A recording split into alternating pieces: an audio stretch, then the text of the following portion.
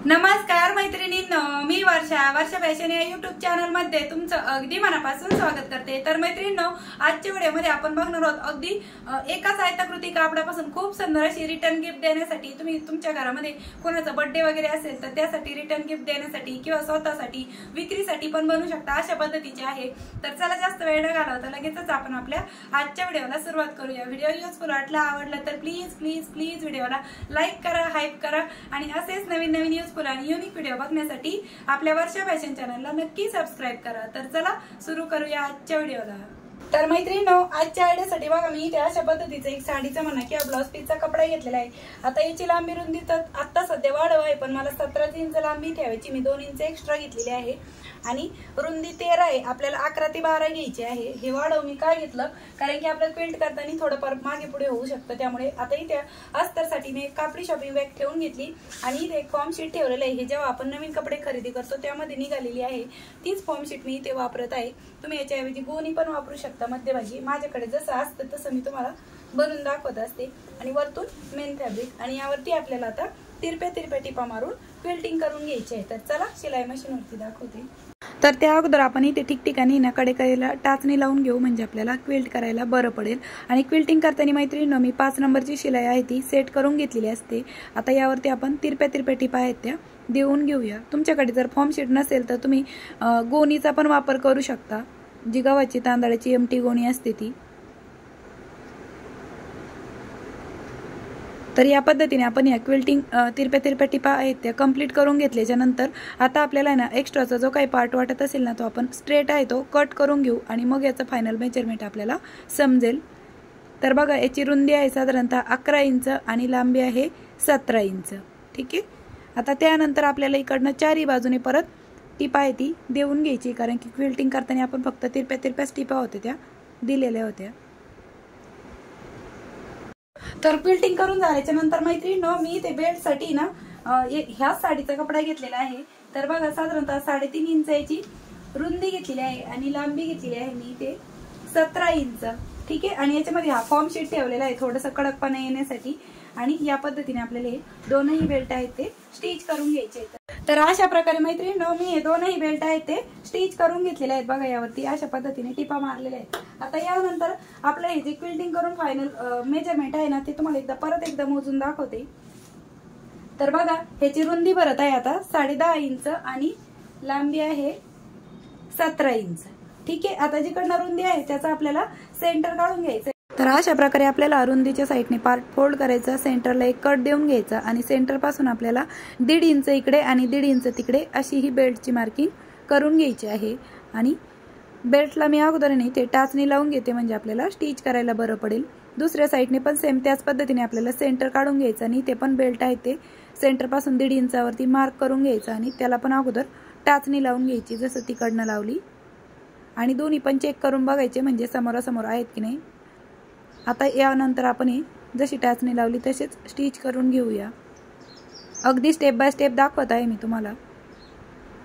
ठीक आहे, तर दोन्ही बेल्ट स्टिच करून झाल्याच्या नंतर त्यानंतर मैत्रिणींनो, आपल्याला इथे ना 10.5 इंचची झिप लागणार आहे, पण मी इथे थोडीशी वाढव घेतलेली 13 इंच, कारण की आपल्या याच्यामध्ये अजून रनर वावायचं बाकी आहे, ते आपण नंतर वाहून घेणार आहोत। तर झिपची जी राईट साईड आहे ती जसं बेल्ट स्टिच केलं ना सेम त्यावरती आपल्याला या पद्धतीने ठेवून स्टिच करून घ्यायची आहे।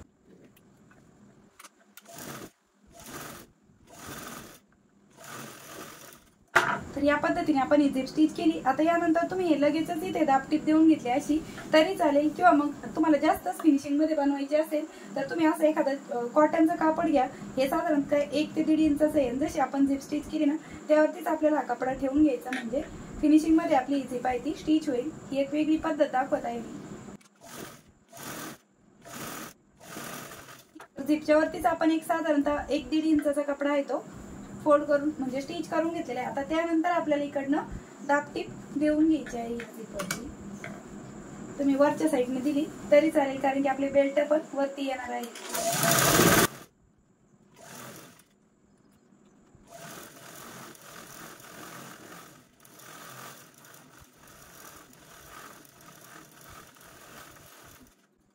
बघा, या पद्धतीने आपण या झिपवरती दाबटीप देऊन घेतली। आता ही जी वाढव पट्टी आहे ती आपल्याला अशी आतमध्ये फोल्ड करायची आणि हिच्यावरती पण एक टीप देऊन घ्यायची, म्हणजे जे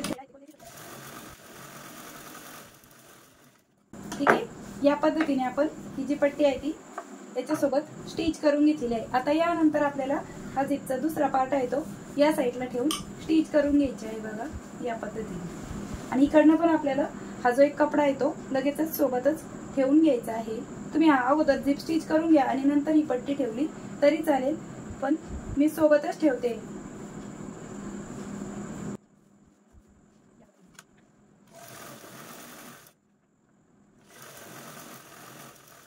ठीक आहे, तर ही पट्टी पण आपण सोबतच ठेवून घेतली। आता त्यानंतर आपल्याला ही झिप आहे ती ओपन करून घ्यायची आणि इकडच्या साईडने पण ही जी दापटीप आहे ती देऊन घ्यायची आहे बघा।